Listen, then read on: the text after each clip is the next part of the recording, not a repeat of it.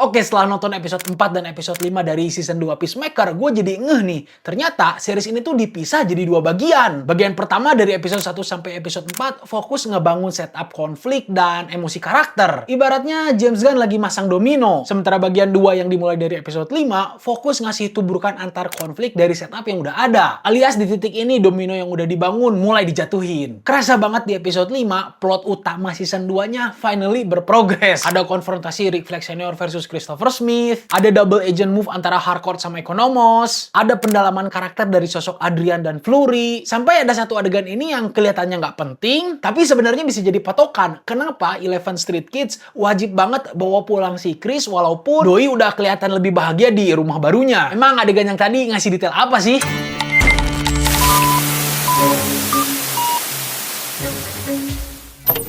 Oke, balik lagi bareng gue, Rendravers, teman nonton kalian di YouTube. Nonton apa kali ini? Nonton...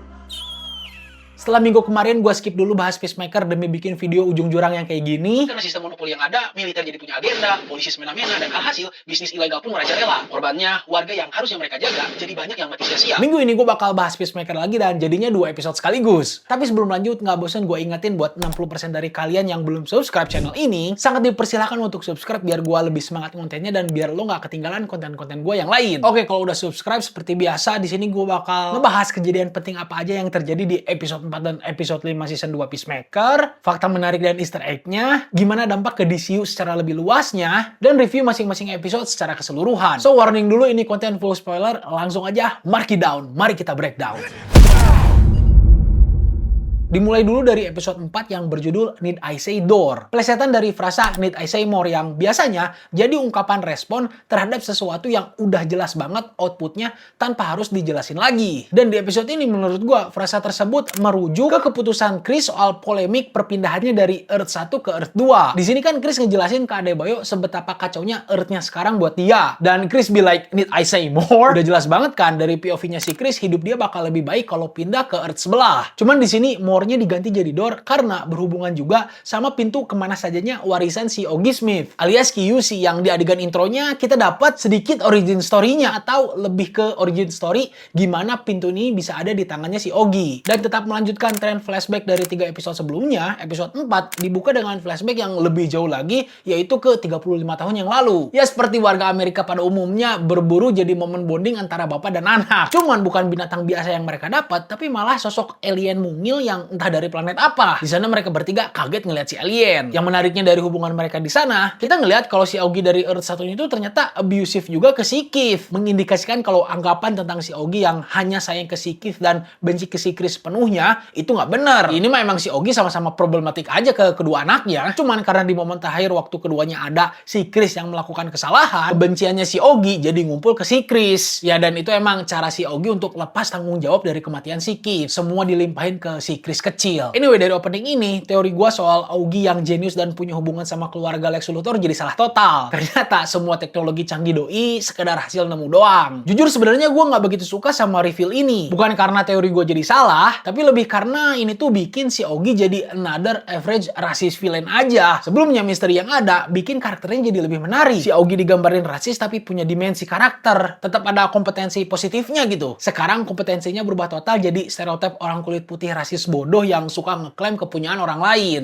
Entahlah, apakah ini karena ekspektasi pribadi gua doang atau ada yang sama juga kayak gua? Coba share di kolom komentar. Pindah ke masa sekarang, kita ngikutin tim Argus yang siap nyerbu si Chris. Kalau sebelumnya tadi si Chris ini punya keluarga disfungsional, Argus punya satuan lapangan yang disfungsional juga. Di sana ada Judo Master, Red Shane Wild, Economos, Flurry, Sasha Bordo yang semuanya saling benci. Dinamika mereka lucu banget. Bahkan Judo Master sama Economos yang pernah mau saling bunuh aja hampir team up gara-gara mereka lebih kesel dan benci ke Red Shane Wild. Dan si Red Shane Wild ini tuh ngambil posisi rasis non-agresif. Dia rasis karena bodoh aja dan tanpa niatan membuli. Cuman ya hitungannya buat yang aware, omongan si Red Shane Wild ini tuh emang bikin muak. Question, are you the dumbest cunt who's ever existed or just top 5? Tapi yang paling ngakak di adegan itu, ada waktu si Economos yang kesel disebut ginger cool mulu, nyepuin si Flurry ke si Bordo. Si Flurry sampai geleng-geleng ketakutan ke si Economos.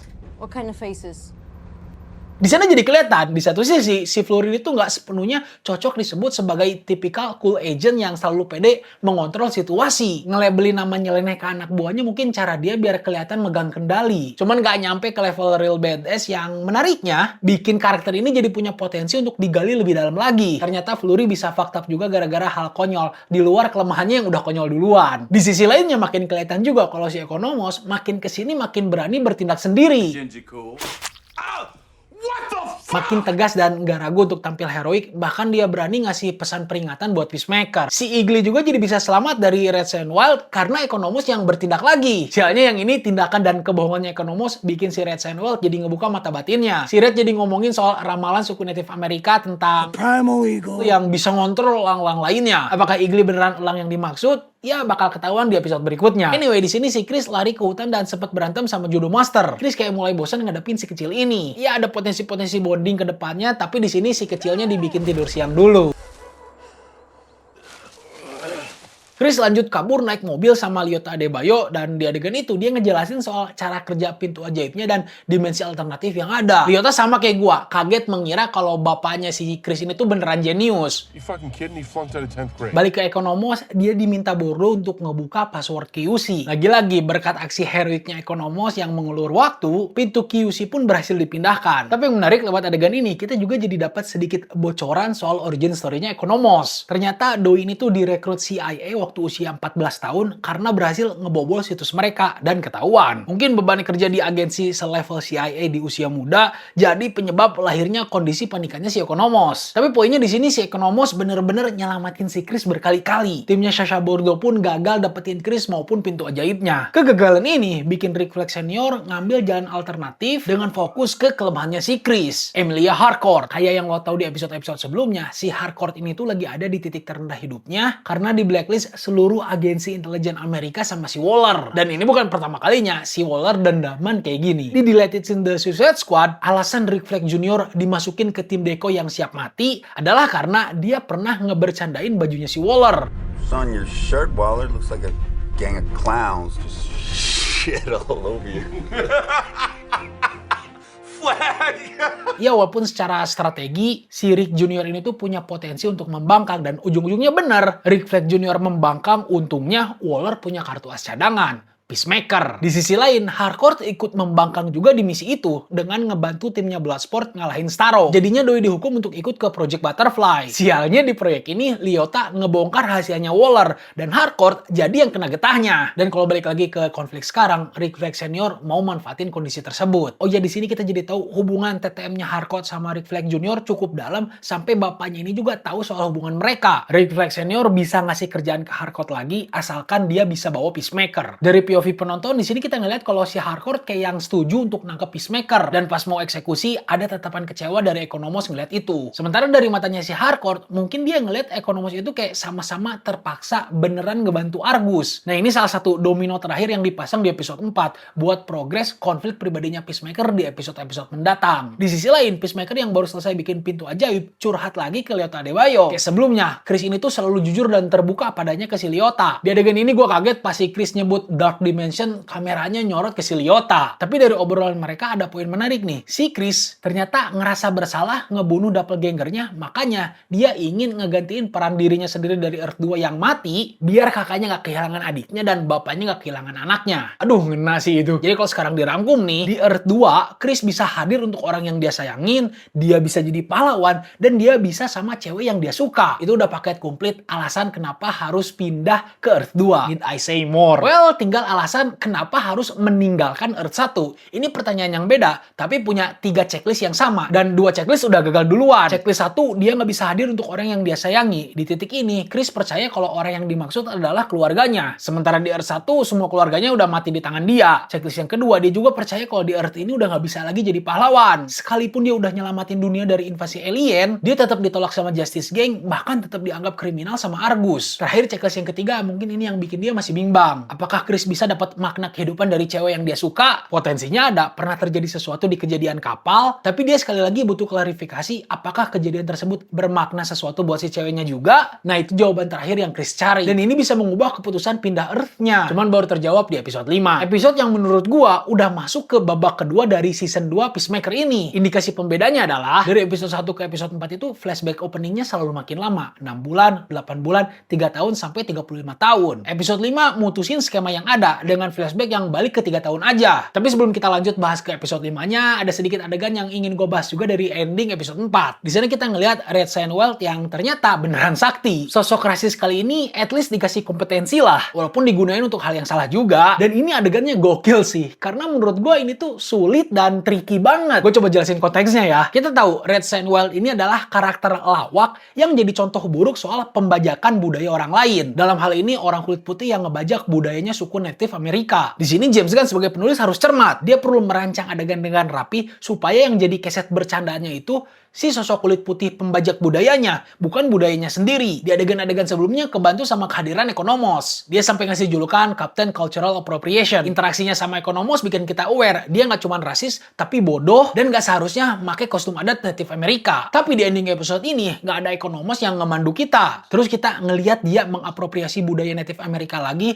lewat tarian dan plot twistnya. Tariannya beneran berhasil menghasilkan kekuatan supernatural cuy. Ini kan adegannya jadi keren. Padahal harusnya kegiatan pembajakan budaya orang lain itu nggak digambarin keren kayak gini. Nanti malah seakan mendukung apropriasi budaya. Untungnya konteks adegannya itu memperlihatkan si Red ini fokus nyari Eagly yang menurut dia prime atau primal eagle. Gara-gara itu skala kerennya jadi berkurang karena kita tahu konflik lebih besarnya itu soal Peacemaker dan pintu ajaibnya, bukan soal Eagly. Kayak bro, yang lain lagi fokus ngurusin hal serius, lo dengan kemampuan lu malah masih sibuk ngurusin piaraan orang. Konyol kan jadinya. Tapi itu konteks konyolnya jadi pas. Tarian budayanya tetap dibawakan dengan serius, tapi yang ngebawainnya konyol. Hasil tariannya tetap serius, tapi dipakai untuk sesuatu yang konyol. So gila sih penulisannya. Bisa nyimbangin detail kecil kayak gitu. Orang Native Amerika ngelihat adegan itu jadi nggak akan tersinggung. Karena balik lagi, si pembajak budayanya yang jadi target lawakannya, bukan budayanya. Mungkin kalau belum ngerti, biar lebih gampang nangkepnya, ibaratnya gini deh. Gimana caranya bikin adegan bule rasis nari kecak, tarian kecaknya harus tetap kelihatan keren, tapi si bulenya harus kelihatan konyol. Susah kan? Peacemaker season 2 episode 4 berhasil bikin adegan dengan konteks kayak tadi. Anyway, Red Sandwell ini tuh jadi penyihir live action pertama di DCU. Sebelumnya ada Circe di Creature Commandos tapi kartun, terus ada Enchantress tapi cuma disebut doang dan nggak kelihatan kekuatannya. So ya, si Red ini jadi yang pertama dan dia bisa astral projection. Cuman masih nggak dijelasin sumber kekuatannya apa. Dan dari ending itu sekarang kita masuk ke episode 5 yang berjudul Back to the Future. Ya, ini plesetan dari Back to the Future. Maknanya lo tau lah tentang kembali ke masa depan dari film terkenal karya Robert Zemeckis. Di filmnya si karakter utamanya itu dikirim ke masa lalu, terus harus menyelesaikan berbagai hal biar bisa kembali ke masa depan yang aman. Di Peacemaker ada POV yang serupa, tapi ini bukan soal masa lalu dan masa depan, melainkan soal Earth 1 dan Earth 2. Makanya, future-nya diganti dengan future yang artinya jahitan. Dan di sini gue nangkepnya lebih ke jahitan luka batin, baik akibat masalah internal maupun eksternal. Dari Peacemaker-nya, di ending episode ini kan bilang dia ingin balik ke Earth 2 biar bisa mengatasi trauma dan jadi diri yang lebih baik. Peacemaker menjahit luka masa lalu. Tapi ini kayaknya bisa di-apply juga buat Harcourt yang basically kehilangan arah hidupnya gara-gara kena blacklist di pekerjaan. Dia berupaya mendapatkan itu lagi dengan quote-unquote melumpuhkan Peacemaker. Dan ini juga rumit sih. Di satu sisi dia ternyata nggak mau beneran mengkhianati si Chris. Di sisi lain dia nggak ingin kehilangan kesempatan ini. Ujung-ujungnya dari sudut pandang si Harcourt sih sukses. Dia berhasil ngebuktiin kalau dia bisa ngebawa Peacemaker ke Argus. Tapi tetap dengan menjaga si Peacemaker-nya sendiri biar nggak kena bahaya yang lebih buruk. So si Harcourt berhasil menjahit kehidupan karirnya. Walaupun dengan mengorbankan hubungannya sama si Chris yang di mata si Chris, Harcourt-nya kelihatan beneran berkhianat. Oh ya teman-teman, jangan lupa nonton video gue yang ini juga. Walaupun ini endorsean tapi isinya tetap daging loh. Soal tutorial world building. Gue jamin lo gak bakal nyesel nonton video ini. Anyway, episode 5 ini tuh dibuka dengan flashback 3 tahun yang lalu. Ada lagi interaksi menarik antara Harcourt sama Rick Flag Senior. Di episode sebelumnya kan ada adegan ini. You remember what you told me after the funeral? Ekspresi itu awalnya gue tangkap kayak risih aja gitu ngeliat si Peacemaker. Gue nggak tahu konteks omongan si Harcourt sebelumnya itu kayak apa. Nah di episode ini kita jadi tahu si Harcourt ternyata janji bakal ngebalesin dendam kematiannya Rick Flag Jr. ke pembunuhnya alias ke si Peacemaker. Jadi tatapan risih si Rick Flag Senior ngelihat foto tersebut bukan risih yang biasa, melainkan lebih ke tatapan yang bilang udah gila-gilanya loh, bilang mau balasin dendam kematian anak gue, malah bestian sama pembunuhnya. Makin berlayer lah konteks kebenciannya si Harcourt ke si Peacemaker di sepanjang series ini. Menurut gue kayak ada tatapan jijik ke diri sendiri yang nggak bisa nepatin janjinya. Tapi dari situ kita lanjut ke masa sekarang. Di lapangan terbuka, Argus siap nangkep Peacemaker dengan Harcourt sebagai umpan. Kita ngeliat lapangan ini yang jadi perangkap buat si Chris dipenuhi sama warga biasa. Di satu momen ada extras yang lewat sekilas dan ini narik perhatiannya si Flurry, bahkan si Mexicali. Dan adegan ini udah fix banget mastiin kalau pemilihan casting all white di Earth 2 bukan kebetulan semata. Hal tersebut jelas mendukung teori yang bilang kalau Earth 2 ini tuh sebenarnya adalah Earth X di mana Nazi jadi penguasa dunia. Sekarang pertanyaan menariknya, ada superhero apa lagi yang bakal nongol di sana tapi versi Nazinya? Kita udah ngeliat top trio sukses di Earth 2, tapi di Earth satunya sendiri latar belakangnya emang neo-Nazi dari didikan si August Smith-nya. Jadi itu bukan versi alternatif perubahan ideologi, melainkan versi alternatif perubahan keadaan aja. Jadi selain mereka siapa lagi nih? Apakah David Corenswet bakal nongol jadi Overman? Toh orang tuanya Superman di Earth satunya pun udah punya pandangan yang cukup fasis. Bakal menarik nih jadinya. Anyway, balik lagi ke si Harcourt dan si Chris. Sebenarnya si Harcourt ini tuh udah ngasih peringatan, tapi si Chris tetap kekeh ingin ketemu demi mastiin hubungan mereka itu beneran bermakna buat dia juga atau enggak. Di sini aktingnya John Cena keren banget. Ada kecewa tapi ada memakluminya juga. Sedih tapi dia ngerti dan nyalahin ke dirinya sendiri. Jadi di titik itu buat si Chris fix nggak ada alasan buat stay di Earth 1 dan mendingan move on ke Earth 2 aja. Dia coba kabur, naklukin si Cupidol tapi terjebak. Terus pas showdown sama para agen Argus, si Chris ini tuh sempat ngasih julukan Chef ke si Flurry. Chef ini adalah film detektif kulit hitam yang populer tahun 1970-an dan pernah di remake tahun 2000 dengan Samuel L. Jackson sebagai pemeran utamanya. Jadi sama si Flurry sebutan tadi dianggap sebagai pujian. Terus kita juga dapat reveal baru lagi. Ternyata Sasha Bordo selama ini adalah cyborg. Sebenarnya ini sejalan sama salah satu versi komiknya yang ada hubungannya juga sama Project Omek, robot villain yang diciptain untuk mengawasi kegiatan metahuman. Cuman gue nggak tahu bakal dibawa ke arah sana juga atau enggak. Yang jelas di sini revealnya menurut gue kerasa agak tiba-tiba. Cuman di sini yang menarik jadi ada teori kalau si Sasha ini tuh sebenarnya adalah utusan Waller untuk mengawasi semua. So di DC Universe yang baru sekarang kita jadi punya dua Latina yang merupakan cyborg, The Engineer dan Sasha Bordo. Fun fact-nya, aktor Sasha Bordo ini, Sol Rodriguez, sempat ikut casting untuk peran The Engineer di Superman, tapi kalah sama sahabatnya sendiri, Maria Gabriela. Tapi si James Gunn cukup senang sama rekaman audisinya si Sol, makanya kepilih untuk karakter lain yang serupa tapi beda. Dan sejauh ini penampilan dia sebagai Sasha Bordo cukup menarik perhatian lah. We're on this together, right? Dan ya di sini Sasha siap nembak si Chris dan udah diizinin sama si Fleck, tapi gagal gara-gara Harcourt langsung lumpuhin si Chris sendiri. Fleck senior pun berhasil dapetin pembunuh anaknya. Di tempat lain ada Adebayo yang lagi nongkrong sama Adrian di rumah kakeknya Chris. Di sana Adebayo akhirnya dapetin klien pertamanya. Kira-kira ini bakal jadi setup lagi buat konflik lain gak ya? Tapi dengan berulangnya obrolan soal pekerjaan security-nya si Leota Adebayo ini, gue yakin kedepannya bakal ada payoff-nya sih. Dan balik lagi ke Chris, kita dapetin konfrontasi menarik antara dia sama Rick Fleck senior. Si Rick Fleck udah ada di mode siap bunuh, sementara si Chris, gue mikirnya dia ada di posisi yang awalnya oke lagi siap move on ke Earth 2, tapi terguncang karena si Harcourt ngelumpuhin dia. Mungkin di sini si Chris jadi ingat sama dosa masa lalunya dan dia siap nerima akhir hayatnya di sana sebagai takdir penebus dosanya. Makanya dia nggak ngelawan. Ini Rick Fleck senior nggak main-main sih, brutal. Sebelumnya kan kita pernah ngeliat teaser skill bertarungnya si senior di Creature Commandos. Malah waktu itu ngelawan metahuman, Dr. Prosperous, dan si senior menang. Sekarang sih gue jadi penasaran, kalau si Peacemaker gak lagi mode pasrah, kira-kira siapa yang bakal menang ya di antara mereka berdua? Untungnya si Economos lagi-lagi saving the day dengan ngebook dia di database based on saran dari si Harcourt. Si cyborg yang lagi PMS ngamuk, tapi yang menarik di sini si Flurry dikasih kedalaman lagi dengan berlagak suportif ke si Economos. Ada dua kemungkinan sih, antara sebejat-bejatnya si Flurry dia masih punya kompas moral yang baik, atau ternyata dia jadi peduli ke si Chris gara-gara udah dipuji dengan julukan Chef. Temen kecil kayak gini bikin kita peduli sama si Flurry. Dan nextnya waktu dia mau ngasih julukan ke si Judo Master tapi malah dia yang terintimidasi, gue jadi ngerasa nggak tega ke dia. Oke, gue ngeliat si Flurry kayaknya cocok deh join ke 11 Street Kids. Dia dan Judo Master lah. Sementara itu si Rick Fleck yang sebenarnya kecewa ngaku ke Sasha kalau semua ini tuh under control sesuai rencana dia. Katanya dia emang ingin kelihatan dendaman biar si Peacemaker lengah dan jadi bisa ngamanin pintu kemana sajanya si Peacemaker. Yang menarik lagi di sini dia bilang alasannya itu dua, biar menghindari insiden serupanya Lex Luthor sama biar mereka Argus bisa dapetin manfaat dari si QC ini. Dan ini pasti kedepannya Argus mau manfaatin sumber energi yang ada di QC ini untuk sesuatu yang jelas bakal berbahaya. Oh ya, di sana kita ngelihat percikan-percikan romance antara Rick Fleck senior sama Sasha Bordo yang menurut gua agak cringe sih. Gua nggak nyaman nontonnya. Terus kita pindah lagi ke Igli. Dia lagi ngadepin final battle-nya versus Red Sign Wild. Enging-eng, ternyata ramalan Red Sign Wild soal Prime Eagle itu benar. Igli bisa ngontrol lang-lang yang lain. Ini payoff unpredictable yang cukup jauh dari salah satu interviewnya James Gunn. Waktu itu James Gunn pernah bilang, anggota 11 Street Kids terkuat adalah Igli. Dan payoffnya Katanya ternyata Igli ini punya kekuatan mistik. Tapi yang lucu di official podcast Peacemaker-nya, si James Gunn bilang dia nulis adegan di mana si Red Sandwell ini minta maaf ke Igli adalah sebagai momen pengecut yang minta maaf karena takut. Tapi ini disangka sama pemeran Red Sandwell-nya yang kata dia momen minta maaf di situ adalah tulus, bukan semata-mata minta maaf ke Igli doang, tapi minta maaf ke Tuhan soal dosa-dosa dari kehidupannya yang sia-sia. Yang mana gue lebih setuju sama interpretasi yang kayak gini. Dan Jennifer Holland, istrinya James Gunn sekaligus pemerannya Harcourt, bilang dia juga ngeliat adegan tersebut sebagai adegan kesadaran spiritual. I'm sorry.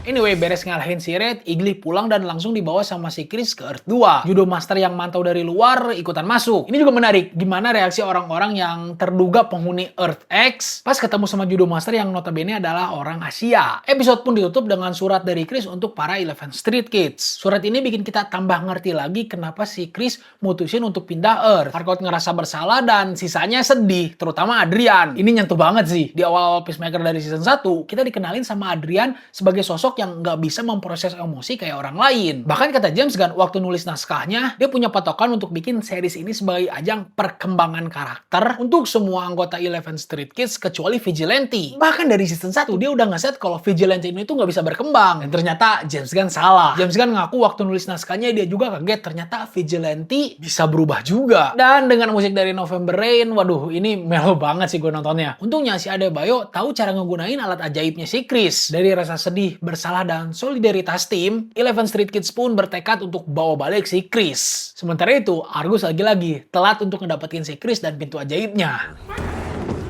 Overall, 2 episode ini tuh solid banget, terutama episode 5-nya. Kerasa beda banget kayak pemisah yang gue bilang di awal. Episode 4 sama kayak episode 1, 2, 3 sebagai awal pembangunan pondasi. Sementara episode 5 kerasa kayak episode yang bener-bener langsung eksekusi. Plotnya itu konsisten berprogres berdasarkan pilihan karakternya. Dan semua dibuat masuk akal. Waktu dulu gue nonton The Suicide Squad, gue sih gak kebayang bisa ada di posisi yang ngerti sama isi hati dan pikirannya karakter sebajingan Peacemaker. Somehow di titik ini, gue dan lo juga mungkin jadi bisa ngerti sama keputusan hijrah. Ini sih konsep multiverse dibawa ke ranah personal yang relatable. Bukan untuk fanservice dan bukan untuk easter egg doang. Sesuatu yang MCU pun belum pernah bisa lakuin kecuali di proyeknya James Gunn. James Gunn ngelakuin ini 2 kali. Lewat konflik Peacemaker season 2 ini sama lewat konfliknya Gamora dan Star-Lord di Guardians 3. Dan gue jamin 3 episode ke depan bakal jadi sesuatu yang lebih wah lagi. Karena beneran bakal fokus mengeksekusi konflik terus dari semua setup yang ada. Tapi to be fair sebenarnya episode 3 dan 4 itu sempat kerasa draggingnya karena progresnya itu sempat melebar dan nggak fokus ke konflik utama. Cuman ya termaafkan lewat episode 5 ini, Economos mulai naik peringkatnya jadi salah satu karakter favorit di Peacemaker ini. Econogo ternyata lo bisa diandelin. Vigilante justru sempat turun karena cerita kayak cuman mau fokus bikin dia jadi sosok yang lucu dengan nge-share fakta-fakta nggak penting soal binatang. Kayak pengen kita lupa gitu kalau dia itu tetap psikopat. Gue malah suka sama treatment dialog Vigilante waktu dia cerita soal sebetapa nggak pedulinya dia soal kegiatan membunuhnya dia. Kerasa level antisosialnya tapi tetap psikopat. Cuman ya penurunan kadar karakter favoritnya si Vigilante itu kebatalin lewat perkembangan karakter dia yang sekarang jadi bisa nangis. Terus apalagi ya, kayaknya gue seneng juga sama cara James Gunn menjahit 2 konflik sampingan, konflik kehilangan kerjanya si Harcourt sama konflik kedekatannya dia sama si Rick Flag. Bam, ngebentuk konflik baru buat si Peacemaker dan impactnya kena kedua hal sekaligus. Soal hubungannya sama Rick Flag Jr. bikin si Chris ngerti kenapa dia nggak bisa menjalin hubungan sama si Harcourt yang bikin dia harus pindah dari Earth 1. Tapi soal Harcourt dan kerjaannya di Argus malah menghambat proses si Chris untuk pindah ke Earth 2. Ini ngagetin banget. Apalagi ini tuh sebenarnya agak twist karena di awal konflik pengkhianatan ini tuh seakan-akan di setup buat Economos yang kerja di Argus. Cuman si Economos ngebuktiin kalau dia setia tanpa kompromi dan ternyata malah si Harcourt yang jadi dikasih dilema. Walaupun ujung-ujungnya si Harcourt tetap setia ke si Peacemaker. Jadi intinya rapi banget lah penulisannya. Tetap dengan jokes yang sangat bikin gua ngakak terutama dari interaksi para anak buahnya Sasa Bordo dan dengan musik yang menyayat hati kali ini lewat lagu November Rain.